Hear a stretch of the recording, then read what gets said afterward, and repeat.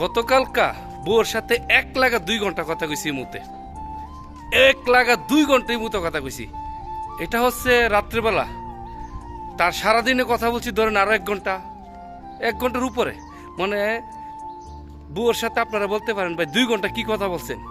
এই যে তোমার এই জিনিসটা ভাল লাগে, ওই জিনিসটা ভাল লাগে, হ্যান ত্যান বক্কর চক্কর এইগুলোই 2 ঘন্টা আমি আমার পরিবারের সাথে কথা বলছি। এই যে দেখেন সাইডে স্ক্রিনে, এই যে দেখছেন এটা হচ্ছে প্রমাণ।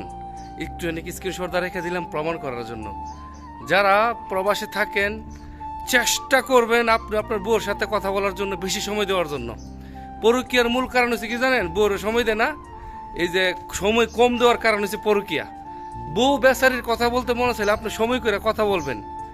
আমি কথা বলছি কখন জানেন? বাংলাদেশের সময় এই আমি দুবাইয়ের সময় 10টা, বাংলাদেশের সময় রাত্রে 11টার থেকে শুরু করছি, 12টা 1টা পর্যন্ত কথা কইছি।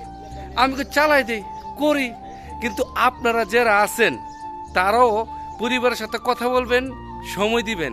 বাইরে কি করবেন? পরিবারের বেচারের যদি কথা বলতে মনে চা, আপনি যদি কথা না বলতে পারেন তাহলে কিন্তু ওই পরকীয়ার সংখ্যাটা বাইরে যা।